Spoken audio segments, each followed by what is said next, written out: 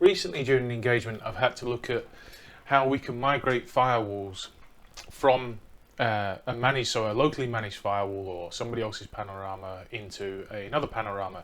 And it got me thinking that actually a lot of the documentation is very, very good, but it sometimes helps to have a practical demonstration of templates, for instance, and where they're referenced. So starting with templates and template stacks, and over hopefully a series of maybe 3 or 4 videos, I'm going to look at the different sort of connotations of templates, template stacks, device groups, how they fit together, and how that actually looks on the firewall as well. So how what we push here within this, so we've got a template stack here, so how what we push here in this template stack affects the actual firewall. So in this particular instance, we've got, so my firewall is here, and if we click on that, which is the management IP of the firewall, bear in mind in some environments that might not actually be the management IP of your firewall. I mean, click on that, opens in a new tab, hopefully I haven't got the yet, awesome. And we can start to look at then the firewall. But first let's take a step back to the templates and see how the templates are and how they're created. So this firewall, this particular test VM1, was a firewall that was already configured. It was imported into Panorama. And at that point, when you import a firewall into Panorama, it comes in with, it automatically creates a stack, a template stack for the firewall, and it creates a template for the firewall. So if we just pare that down, so we can now see, so this is what's all automatically created. So when it comes in, I have my template, which carries all my network and device configs. These two here have that, and that's in there as a single entity. And then it creates a template stack for where I can start to manipulate the device to my own ends. So if I wanted then to sort of customize that for my own environment or for other environments, or to just remove settings, or add settings for our specific what we require. So there's template variables. These are accessed from here. So within the template stack or within the template itself, if there's variables to be managed within the template, and we'll talk about variables in another video. So if there's templates there's variables in the template, you can manage them from here. And then when you apply this, if you apply a template that has variables in it to another template stack, so that is how we then customize across different firewalls. So if we had firewalls that have a single purpose, or they're on a single domain, for instance, but they need to reference different DNS servers or different NTP servers, we would create a variable for that. And then in, say, firewall 1, test VM firewall, we would have a variable that says 8.8.8.8, for instance. And if the other one was only going to use internal DNS, then that would have a variable, and we would configure that variable within this setting here to reflect that. So when we look at a template stack, it's important to remember that whilst device groups inherit from top to bottom, with the bottom being the inherited, all the inherited values there in the bottom, these are actually the other way around. And you can change that. You can change the configuration of how it does that, but I choose not to, because it's easier just to learn it the one way, build it the one way, and I haven't yet been in a situation where I've needed to change it either, to be honest. So I've never been in a situation where I've had to change this around. So the stack's built here. We can have a maximum of 8 templates in a stack, and there are different reasons for creating that. Previously, in previous versions, I believe it was prior to 10.0, the mantra was configure the template, push the stack. So you would configure everything within your templates, you would create the stack, and then you push that. So post that, we can now edit stuff within a template stack as well. So effectively, if you had a zone in here, zone in there, zone profile there, sorry, for instance, you could reference it there if you edited it within the stack, because then that zone that is created here exists within that stack. If you try and edit that stack on that template on its own, it has no concept of that zone. Okay, so let's just see how this looks on the firewall. So if we compare, if we go to network, for instance, or device, we'll go to device. So if we're to look now at the global template, we can see that we've got the mode 44.local and the mode 44 banner. We're going to concentrate specifically on the general settings. It's important to remember that any local configuration that's on the firewall will be retained unless you force template values. And what I mean by that is, if you're importing a firewall that's already got a mature configuration on it, it's already in use or something like that, when you import that into Panorama and you import the config and you alter the config, unless you push back forcing template values, and by that is within, so if I push devices, selections, templates, so within here, so currently this is in sync because we've already pushed to the firewall. But if I force template values, that will overwrite all the values that are on the local device. Without doing that, it retains its local config, and what you'll see actually is, you'll see here there'll be an orange cog above it that says it's been overridden, and it will tell you the template that setting's been overridden from. Okay, so just as a demonstration, so we have this general settings, the host name, the domain, and the login banner, and we have that because within this template stack we have that at the top. Now, if I wanted to change that, because I've forced template values initially, I don't have to press A every single time. So if I wanted to change that, I could come into the stack, so device, and I could configure it within the stack if I wanted.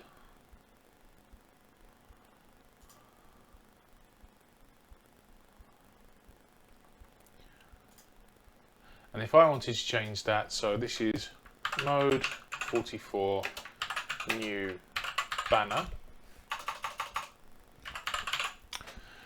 and we can see immediately that we've now got a cog over the top of that, because that is overriding the CH global template banner. If I revert that, I can go back to what it was originally. So this is where we get the concept of configure the template, push the stack.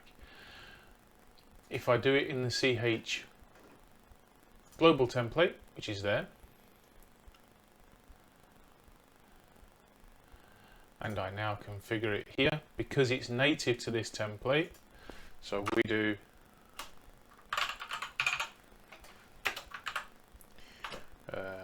new. There isn't an override because this configuration exists in this template. So we click OK. Now we know for a fact that this is being pushed list. We know that's come from the template stack test VM1. We know it's not overridden because it's green. It's not got an orange next to it. And we also know that this template is at the top. So if I now push this to the firewalls, so I'm going to commit to Panorama. You can commit and push. Sometimes it's easier to commit to Panorama. We can also look at the changes that we're going to make. So adjust our lines of context to 10 or 20. 10 is usually enough. And it will do a quick diff and it will show us the difference. So the running configuration on local Panorama is mode 44 banner. And then obviously our candidate configuration is mode 44 new banner. And that's the difference, that's the change that we're making here, and it's in device config and so on. And if you was to widen out the context, you would see other information surrounded. So the context is basically lines of configuration above and below the change that you're making. So we're going to commit that to Panorama. Okay, now that's committed, or when it commits, it's at 99%.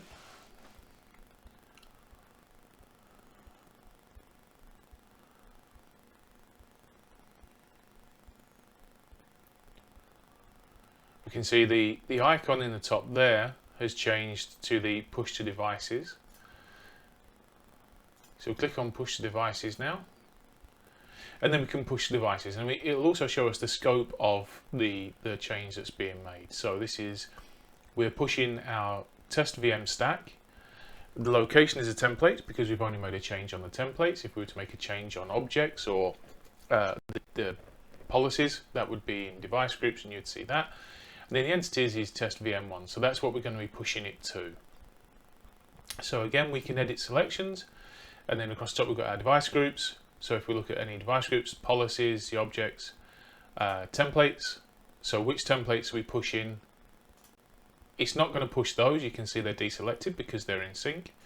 Where they're out of sync, that is automatically selected for you, and you can preview the changes from here as well. And again, we see the same change here. See the running configuration exactly as you would with a normal firewall. The login banner was mode 44 banner, and the new one's going to be new banner. And this also allows you to do, so you can, if you was doing collector groups, if you wanted to push to collector groups, you've got a local login collector configured on this because this Panorama is receiving logs from the firewalls. And if you wanted to push to other Wildfire appliances and clusters, again, you can see what changes are going to be made. But in our instance now, we're just going to commit this template change. We're going to merge it with the device candidate config, and we're not going to force a template values because we don't need to. So we're going to push. So what this does is this now starts off a push from here. We're committing the change, and if we click into the commit, we can see that device name test VM1, we've sent the config to the device.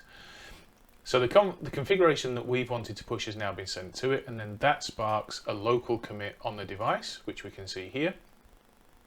So we can see the local commit, status is 0%. We can see that it's been pushed by Panorama admin, and we can see the start time, and we've got the option to stop the job if we need to. As a side note, I've never really had much success with stopping the job. It usually complains and says that it can't stop it. So we'll just let that push on the local.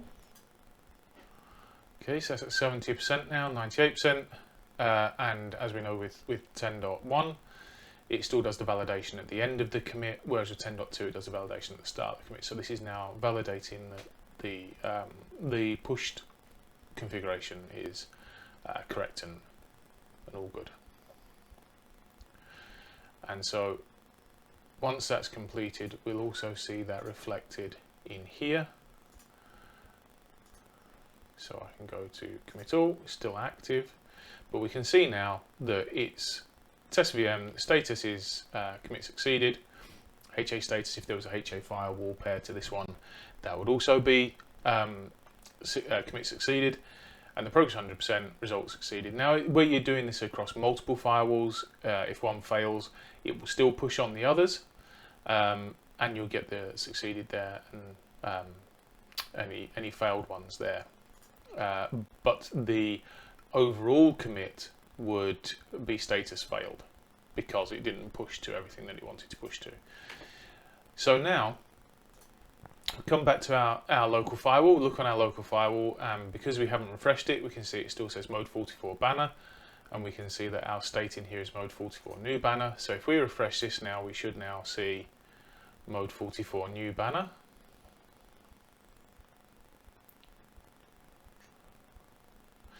Which we see. So let's say, for instance, that to demonstrate the fact that local configuration wins over push configuration, let's say, for instance, that this one is this one particularly is from, so we can see the stack settings here. So this one's in the UK, for instance. Okay, so we want to override that banner, because we want to reflect that this device is in the UK. I don't know why you would want to do that. but I literally have no imagination, and so that's the best way I can think to demonstrate this. So if we've changed that, we can see that it's overridden, and we commit this to the local firewall.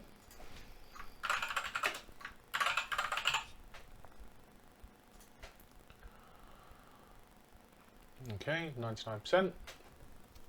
And then at the end of each commit, as we said before, it performs a connectivity check back to Panorama. And just a quick note about that. So if you are essentially, if you enable this, so enable automated recovery, which is enabled by default as far as I'm aware, I can't remember it not being, I'm pretty sure it's by default, then at the end of each push, it will do a connectivity check back to Panorama. This is basically to ensure that whatever policies or whatever changes you've made to the box don't affect Panorama's ability to manage the device. If it cannot connect to Panorama, with the enable automated commit recovery, it will roll back the last commit, thus restoring connectivity to Panorama.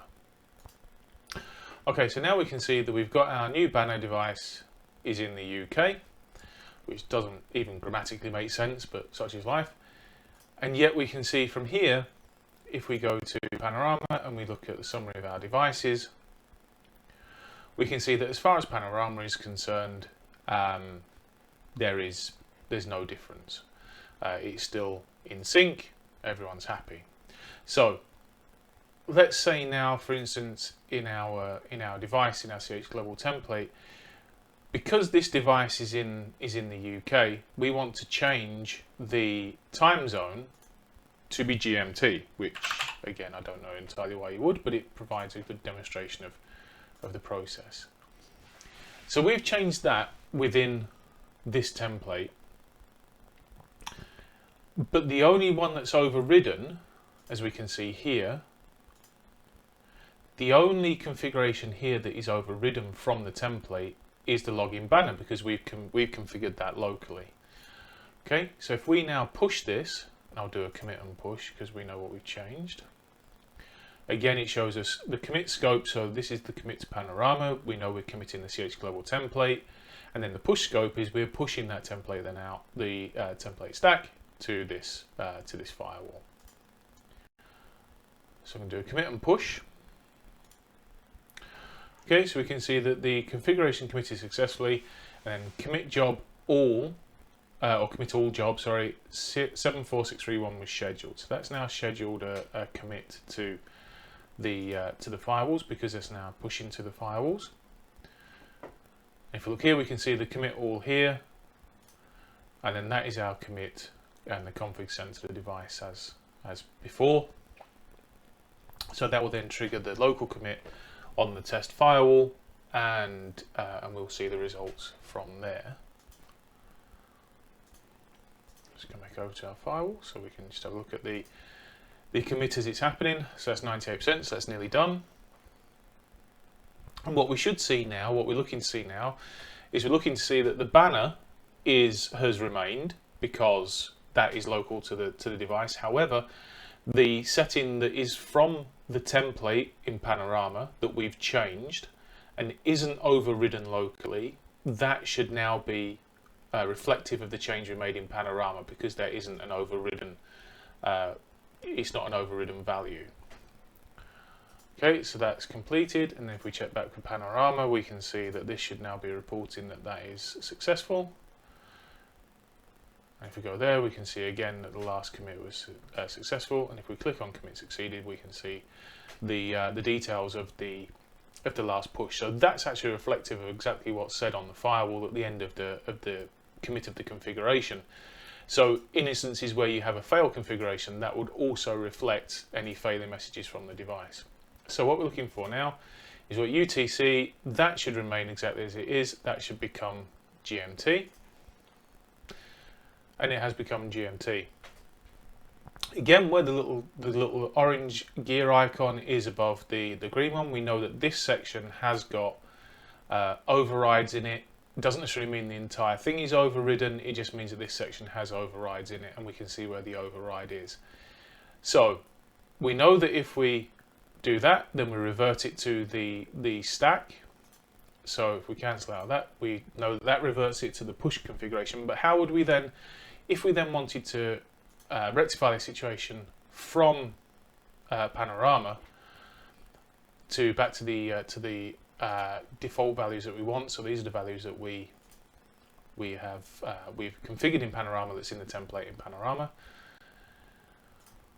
Go to templates. So in the device groups, that's all in sync. Templates as well is all in sync, and there's nothing to actually change. If we went to preview changes, there'll be no, in fact I'll do that just to show, there'll be no changes to preview because everything is in sync. However, we know there's a difference. So if we force template values, and it will give us a warning saying pushing the configuration of force template values will override values configured locally with values on template stack.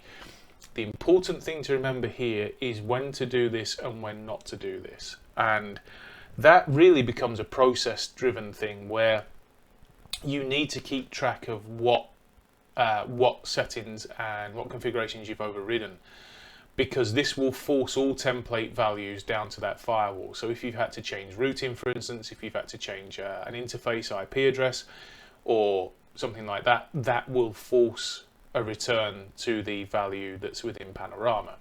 And that is where you could get issues and you could create connectivity issues. But we're happy because we know it's only that. So I'm going to force template values. Now I'm going to push out to in its own time.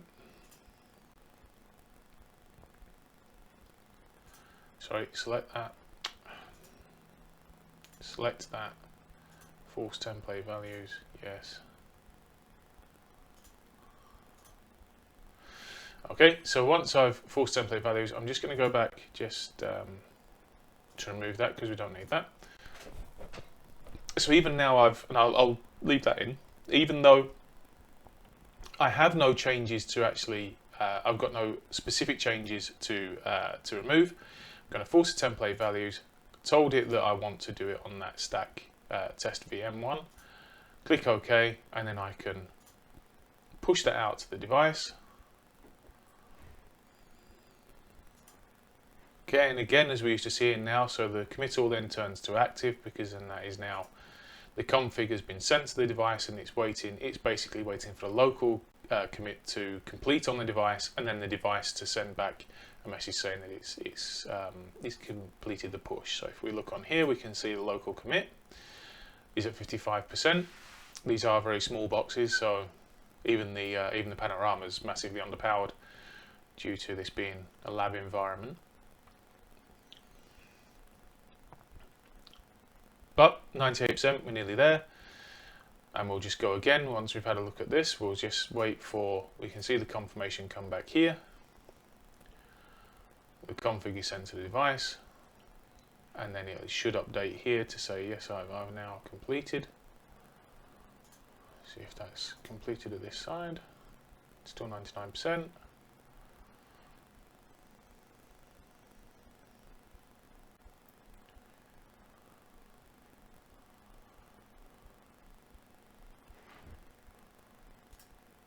Okay, so now it's completed this side. This should now interactively tell us that that has succeeded because it's sent back that information. Now, from this side now, so what we're looking for now is we're looking for on here, on the local firewall, we're looking for this value to change because we've now pushed the default template values back out to it, and then this icon should go because it now knows it's not got any overridden values. And there we have it. So we've got now mode 44 new banner. That's back to how it was. And then we've got the time zone still at GMT, but then we've removed the orange gear icon because we now know that there's no overridden configurations here. If we were to look in here, so we do have a gear icon in here, and I believe it's this one that's changed that, because the idle timeout by default on a box, so the default settings in this particular instance is 60 minutes for the idle timeout for the authentication settings, whereas we've changed it to 30 minutes for the timeout there. So whilst that isn't technically a So whilst it isn't technically an override, as in there was a figure there that was already defined within the running config, it's a figure that was there by default. We've altered that, so although it doesn't show an override here, the default settings have actually been overridden. So that's just something to be aware of, is wherever you see the little orange gear icon. And we see that as well within the default rules. So if you look at the default rules, you can also override them, and then once they're overridden to provide logging or what have you, then you know that that's the override symbol there, and then you can revert that at any time as well. So that's templates. As I say, the important thing to remember is that templates, the top one wins. They are merged, so if you imagine layers and layers and layers of configuration, where they are the same, it will merge. So if you have a interface here, so if you have ETH11 interface with IP address 192.168.1.1, for instance, on a template at this level, and then in this level you've got Ethernet 1.1 with a IP address of 172.16.02. The resultant configuration from that would be ETH11 with 172.16.02. So it replaces where the settings, where the configuration value is the same, that stays the same, and where you have a conflicting value, the higher template will win that, and that's the resultant configuration you'll have. This means that essentially using templates is an extremely powerful tool. It can provide consistency across thousands of firewalls potentially very easily, can provide onboarding of firewalls and conversions from firewalls from one configuration to another very quickly as you onboard them, because you can then push back those values, but you have to really give consideration to the changes you're making, because where you need to have overrides and where they exist and should they then be catalogued is obviously a thing for process, because you can end up breaking things by accidentally, or not accidentally, but by forcing template values, for instance. You can then remove configurations that have been put there for other reasons. So that's templates. So I want to make a bit of it, because I have been doing this recently, and it occurred to me that the documentation doesn't always point everything out. Sometimes it's easier to see it, as I say. So we'll move on next to device groups and configuring them, and then ultimately I think at the end we'll start to look at how, when you're in a device group and you're referencing a template, how does that then work when they have to sit together in a configuration. Okay, so until then, I shall see you next time.